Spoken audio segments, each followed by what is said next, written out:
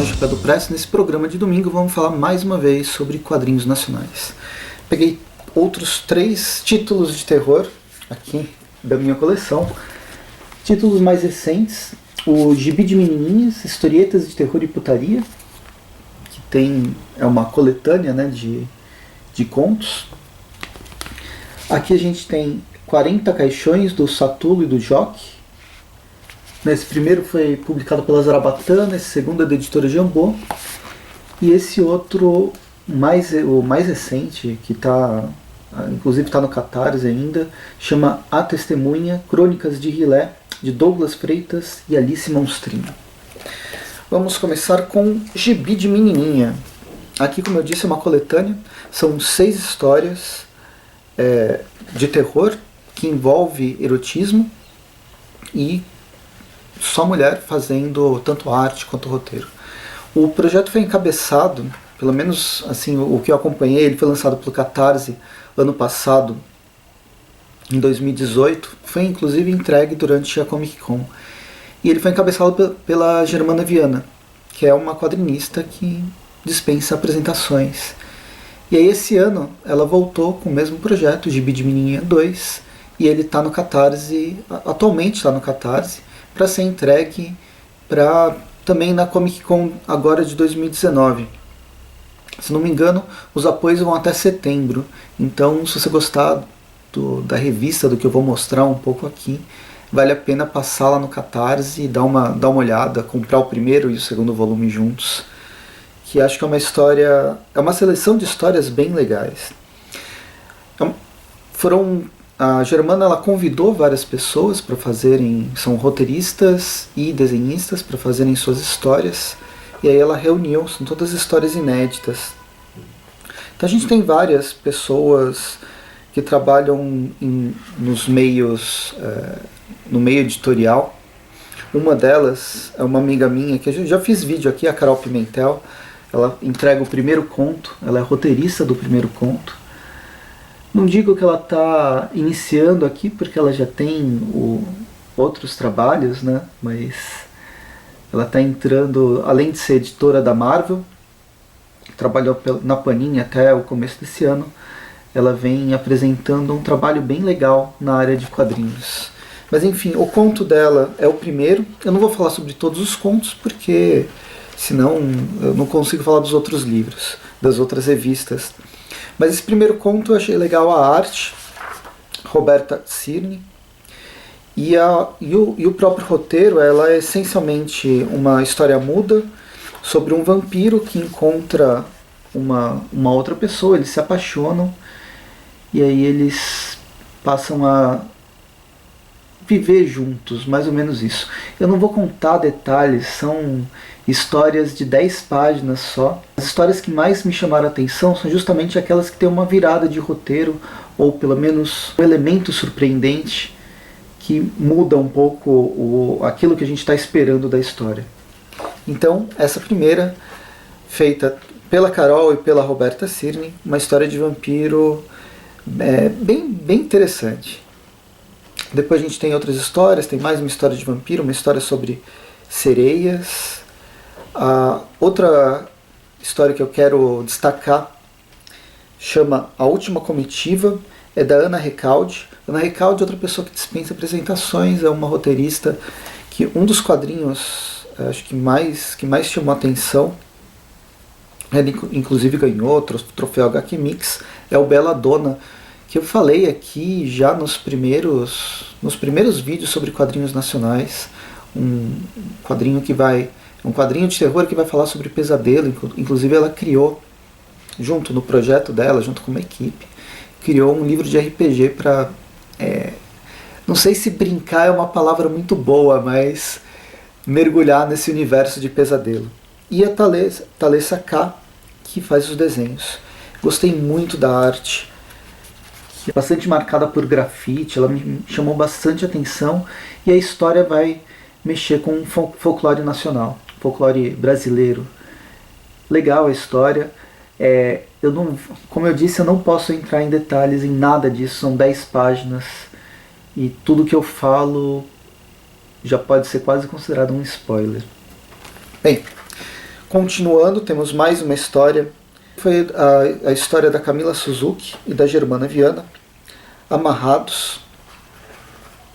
Conta sobre uma garota que gosta de um cara que trabalha junto com ela, e aí eles fazem uma magia de amarração, e isso tem consequências. Toda magia tem consequência e vai mostrar pelo menos as consequências. Eu gosto do desenho da Germana Viana, que, bem, ela tem... acho que uma das principais é a Ulisse Bordello, e as Piratas do Espaço, mas ela desenhou POV, Spam e outras várias obras, tanto em coletâneas quanto em revistas próprias. É uma coletânea bem legal de terror. Ela envolve erotismo, tem cenas de sexo, então talvez para menores de 18 anos. Aqui mesmo está falando aconselhável para adultos. Mas não são histórias pornô, elas são histórias realmente de terror. O terror que está intimamente ligado ao erotismo, desde muito cedo. Os vampiros, eles são esse personagem erótico por excelência. Então não é à toa que o vampiro é o personagem, é o protagonista de duas das histórias. Gostei, uma revista bem legal, e agora o segundo volume está no Catarse até setembro, como eu disse. Continuando, 40 Caixões do Satulo e do Joque. Essa aqui é uma história colorida, foi lançada pela editora Jambô em 2016. Olha um pouquinho da arte. Ela se passa no século XIX e vai beber muito do horror gótico, começando com a chegada de um navio que supostamente estava afundado, né? Ele estava atrasado uma semana para chegar no porto de Whitby, na Inglaterra. A embarcação está completamente vazia, exceto pelo capitão, morto e dirigindo, teoricamente, a embarcação, né? Amarrado no timão, e um enorme cachorro que aparece, logo que o pessoal aparece, ele foge da embarcação. A partir de então, os moradores da cidade foram ver o barco. Eles descobrem que o capitão deixou um diário sobre tudo o que aconteceu durante a viagem, e a gente vê que várias coisas, desentendimentos, desconfianças, tripulantes começaram a desaparecer a partir de terem parado num porto da Turquia. O navio, no caso, é um navio de russos, e ele está fazendo todo esse trajeto até a Inglaterra, vindo pelo Mediterrâneo. Tudo na revista, ela me provoca pensar que eu estou lendo um material europeu. Só faltou aquelas dimensões características de álbuns europeus, né, muito maiores, que seria bem interessante para mostrar mais a arte do Joque. O roteiro e a arte, eles combinam muito de forma orgânica. É difícil não pensar que eles foram feitos, na verdade, por pessoas diferentes. Parece que foi uma mesma pessoa trabalhando no projeto de ponta a ponta. Acho que o maior problema é que a obra toda vai se basear em criar uma atmosfera de medo.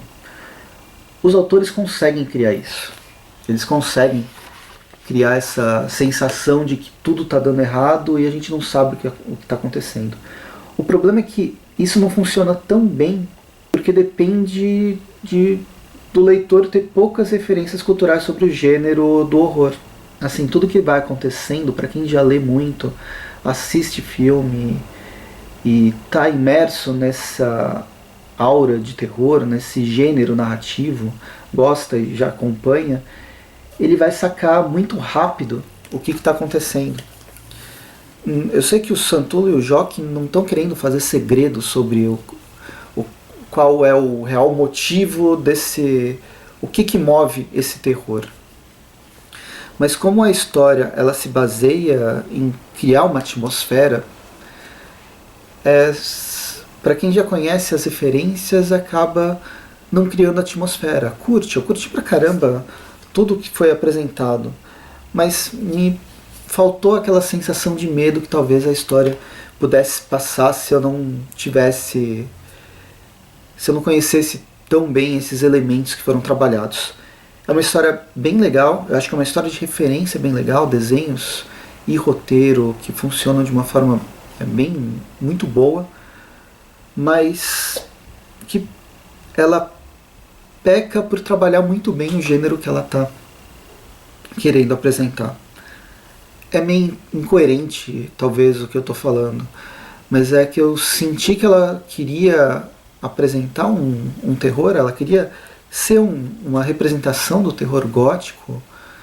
A forma como foi escrita emula muito bem isso, mas ela não me passou essa sensação de medo que dá pra ver que os autores queriam trabalhar. Provavelmente ela vai funcionar muito melhor com quem não leu tantas coisas nessa esfera, nesse gênero. Vamos terminar com A Testemunha, Crônicas de Rilé, do Douglas Freitas e Alice Monstrinho. Uma revista de dimensões um pouco maiores, mas com uma história menor que as outras.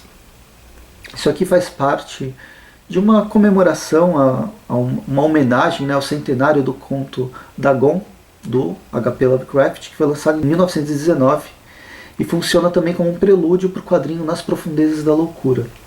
Essa é uma outra revista que está atualmente no Catarse. Ela teve no início do ano um projeto, acho que foi em maio, e aí eles entregaram isso aqui que vai funcionar como prelúdio para essa revista Nas Profundezas da Loucura. E agora os autores eles voltaram para o Catarse até o final de outubro, se não me engano até 30 de outubro o projeto está aberto. É um projeto que não precisa fechar os 100% para ele ser encerrado, para ele ser bem sucedido. E a ideia é quase como uma pré-venda dessa revista e da revista principal, que é uma revista muito, muito maior, com mais páginas, que vai aprofundar mais esses contos Lovecraftianos num período contemporâneo. Bem, a história e a forma, a escrita, ela vai remeter diretamente, ela emula, é uma outra história que vai emular a sua referência, no caso, o Lovecraft. O Douglas apresenta uma narração descritiva bem legal, rememorando a vida do protagonista. Teoricamente, o bisavô do protagonista, teria entrado em contato com uma cidade perdida no meio do Pacífico durante a Primeira Guerra Mundial, né? Ele sobreviveu ao naufrágio e encontrou essa cidade. Essa cidade vai assombrar ele a vida inteira, mas é a partir dos relatos desse bisavô que todos os seus descendentes vão começar a pesquisar e se aprofundar cada vez mais sobre o que é essa cidade, se ela existiu mesmo, não existiu, quais mitologias ela se envolve. E, bem, a gente está falando sobre Lovecraft, então a gente sabe também, é outro caso que, conhecendo as obras do que os autores querem fazer referência, a gente acaba já sabendo onde que ele quer levar. E aqui a gente tem um pouco da arte. O grande lance é que a estrutura narrativa feita em cima de relato, ela funciona muito bem. A gente vai acompanhar, na verdade, bisneto desse sobrevivente da Primeira Guerra Mundial. Ele começa a ter vários pesadelos com a cidade, e isso aí é só para criar essa sensação e atmosfera de terror que vai ser trabalhado melhor na outra revista, né? Que, se não me engano, vai ser lançada em outubro também. Até o final de agosto é o Catarse, e a partir de outubro eles começam a enviar para quem contribuiu. Eu acho que a arte, nesse caso, como é um relato, a arte funciona muito bem como referência, como ilustração. Ela descreve os pesadelos do protagonista e esse mundo bizarro criado pelo Lovecraft de uma forma interessante. Ela é funcional e satisfatória. As criaturas, a arquitetura da cidade, ela é grotesca, mas ela não me agradou. Eu acho que falta um detalhamento maior, eu não sei. Eu senti que eu estava lendo um fanzine que ele funciona, a ideia do fanzine é de ser mais barato e de rápida circulação. E no caso eu fui com a expectativa de ler uma coisa mais trabalhada, uma arte mais trabalhada, assim como o roteiro ele se propõe a isso. Eu acho que se a arte fosse feita pelo Alex Tissot, que fez a capa, que tem um traço mais rebuscado, eu acho que conseguiria criar essa atmosfera, combinaria mais com a atmosfera de terror que o enredo está apresentando. Gostei, mas eu não achei tão interessante a arte. Eu queria ressaltar, a arte não é ruim. O desenho, ele é funcional, ele representa muito bem. Mas eu acho que dentro dessa atmosfera de terror ele não funcionou tanto para mim. É uma revista, como eu disse, curta, são 15 páginas só de história em quadrinho, mas tem vários extras, prefácio, introdução, pós-fácil, todos tentando contextualizar e como foi a inspiração para construir, para escrever essa obra a partir do conto do Dagon. O projeto, como eu disse, ele está até dia 30 de agosto e depois no Catarse, e é previsto para ser entregue num evento Horror Fest, que é em outubro, lá em São Paulo. E é isso, foram só essas 3, já falei bastante na verdade. Eu quero que vocês me falem se vocês já leram qualquer uma das 3 revistas, se conhecem os autores, se não conhecem, a gente conversa nos comentários e vão atrás dessas. O 40 Caixões é da editora Jambô, então é fácil entrar no site deles e comprar. Gibi de Menininha é da editora Zarabatana, se não me engano, nessa semana estava em promoção, inclusive o Gibi de Menininha volume 1. Mas de qualquer forma, tem o Catarse do segundo volume, que entre as recompensas tem o volume 1 e 2 também. E a Crônicas, a Testemunha, Crônicas de Hilé, é outro que também está no Catarse atualmente. Então estão todas revistas bastante atuais, que é muito fácil de comprar se vocês gostaram, ou pelo menos de pegar mais informações se vocês gostaram das histórias. E é isso, curta o vídeo, assine o canal, assine o Chapéu do Presto no Facebook, me siga no Instagram, @PrestoGaudio, e comentem aqui, a gente conversa nos comentários. Até mais, e bons quadrinhos.